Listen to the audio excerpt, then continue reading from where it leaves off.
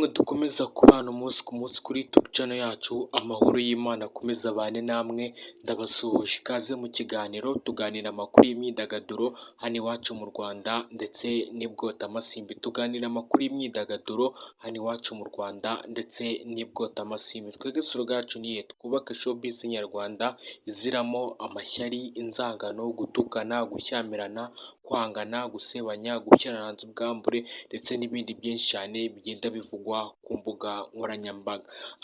Byari kuri live uwitwa Godfather ndetse na DJ Adams ndetse n'abandi ba celebrate ubwo bari bari kuganira ku rubuga rwa TikTok, ubwo bari bari kuri live bari kugenda nyine bagaruka ku nkuru y'uwitwa Coach Gael ndetse n'umuhanzi bita Bruce Melody 001, bagenda bavuga yuko bano bombi bamaze gutandukana.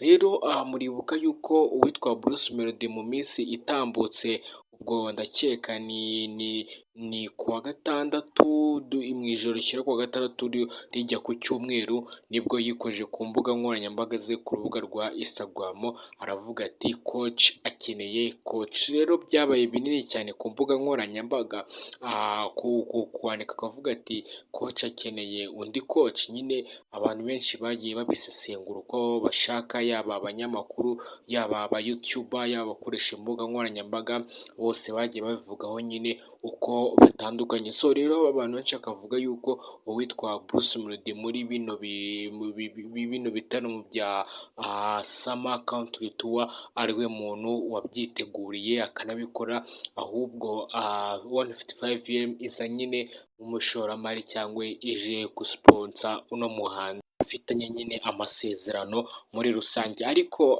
bigaragara yuko uwitwa Bruce Melody ndetse na Coach Gael bamaze gutandukana, kubera yuko bakimara no gusoza igitaramo cyo muri cyabereye mu Bugesera, ubwo ndavuga Summer Country Tour yabereye mu Bugesera, nibwo byagaragaye Coach Gael, The Ben, ba Muyoboke ndetse n'abantu Puja ndetse n'ibindi byamamare byinshi cyane bahuriye bari gusangira, bari kuganira, ariko uwitwa Bruce Melody ahantu tuza kuhamubura ntitwahamubona. Rero no ku makuru anavugwa cyane nuko bivugwa yuko uwitwa Coach Gael kabisa yamera The Ben bari kuvuga ati n'ubundi comeback iragarutse, kugira ngo uwitwa The Ben ndetse na Coach Gael bongere bahuze, bongere bakurane, kubera yuko twabonye uwitwa Bruce Melody muri bio ye ibintu byinshi bya UGB yabikuyemo, bya Kigali Universe yabikuyemo, binavugwa yuko ngo n'amafoto ya Bruce Melody yari amanitse muri Kigali Universe yose bayakuyemo. So rero nagiye mbona abantu benshi ku mbuga nkoranyambaga nyine muri iki cyumweru twasozaga ndetse tunatangira ikindi, inkuru iri ku mbuga nkoranyambaga nyine ari umwuka mubi hagati ya Coach Gael ndetse na Bruce Melody. So abantu benshi bakavuga ati industry ye guhomba umushoramari washoraga muri Bruce Melody ndetse na Coach Gael agiye guhomba uwitwa Bruce Melody. Bari bamaze nyine gukorana ibintu byinshi bikomeye cyane hano hanze ndetse no ku mbuga nkoranyambaga. So rero ntago ndi buze gutinda, ndagira ngo nzi ko bumvisha muri buno buryo uwitwa amakuru witwa Godfather afiteho kuri Bruce Melody, ndetse avuga yuko mu gihe bino bitaramo bizarangira, kwa ko hasigaye igitaramo kimwe kigiye kuba kuri wa gatandatu, nyine gisozo kizabera i Rubavu. So rero ibintu byinshi bizatangira kujya hanze. Rero reka tubyumve muri buno buryo uwitwa Godfather we icyo abivugaho ndetse n'uwitwa DJ Adams. Tuganira amakuru y'imyidagaduro hano iwacu mu Rwanda ndetse n'ibwotamasimbi, reka dukomeze tubyumve muri buno buryo. Bruce Melody na Coach Gael buriya abantu bazi ko bibaye nonaha, urimo kumva?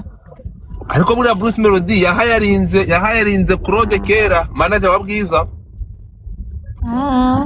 Yamuhayarinze kera cyane, bamaze igihe kirekire bakorana, abantu ntabwo babizi, urimo kumva? Uko byagenze hari ibintu byinshi cyane, hari ibyo umuntu avugira aha ngaha, hari ibyo umuntu atavugira aha, urimo kumva? It's a long story. Ni long story.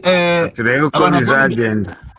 Uko bizagenda urabizi, iyo umuntu yamenyera muri management runaka, urukumva agakora urumva ibintu kabisa bishyashya biramunyeganyezamo gatoya, ariko ahantu ntabwo byabura. we yabishoboreye this dude bizamunyeganyezamo, ariko nyine we yabiteguye mbere. Niyo mpamvu iki gitaramo iyi tuwa muri kureba, urukundo iyi tuwa muri kureba yayiteguye nani. Bruce Melody muri 155 azamera nka Harmonize muri Wasafi, azavamo azamera nka, urabona ukuntu Harmonize avuye muri Wasafi, yagiye kwikubita hasi arafata byakura kimeze nk'ikintu kirongera kireguka.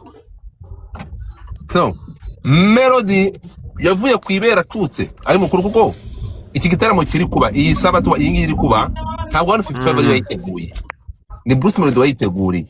Urimo kumva wewe ku giti cye, we ku giti cye n'iriya timu nshyashya yakoze. Sinzi kubyumva. ndabyumva kabisa. So we yavuye kwibere buhoro, urukumva bavayo byose nari mbizi, kuko urukumva the guy ntabwo yabigenzemo neza, yabigenze ikintu cya Bruce Melody abantu batamuziho, urukumva. Bruce Melody ariza zuwa ari we ajagenda mu nda kigura yanda yakireba akareba ingano y'igitsina cye akavuga ati uyu nguyu ndi umwana wo kugasaraba, ntabwo nshobora kuza ngo mbyimba mantuza ndengwe, umuntu utari umuntu ntabwo nta murengwe. Sinema kubyumvikana. Bruce Melody azi ko nta kandi kazazi, we arabizi Imana yamutungiye inkoni mu muziki, urukumva arahaha birakunda, ntabwo azava mu muziki ngo ajye kuba umworozi, ntibizakunda, nazaba umuhinzi ngo bikunde, arabizi. So agomba gukora music. Iyo music ye rero yamugize uyu tureba, the guy is serious on it, urumva.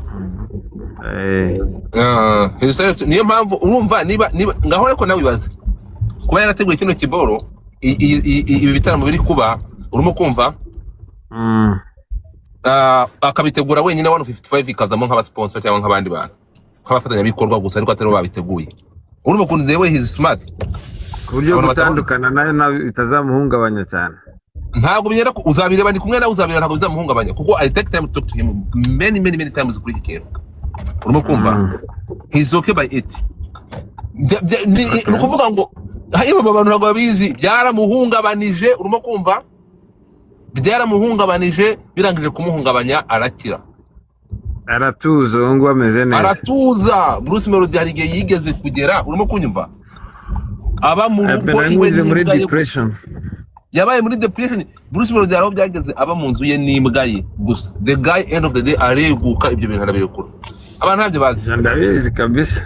Urabizi depression ugiye yaramukubise, urimo kumva, yaramukubise nyine. Hari ibyo bitari ngombwa kugira ngo umuntu azavuga aha, which is not necessary. Ariko nk'abantu b'abagabo, uyu mutipe yanyuze mu bintu bikakaye muri iyi minsi ishize, abinyuramo.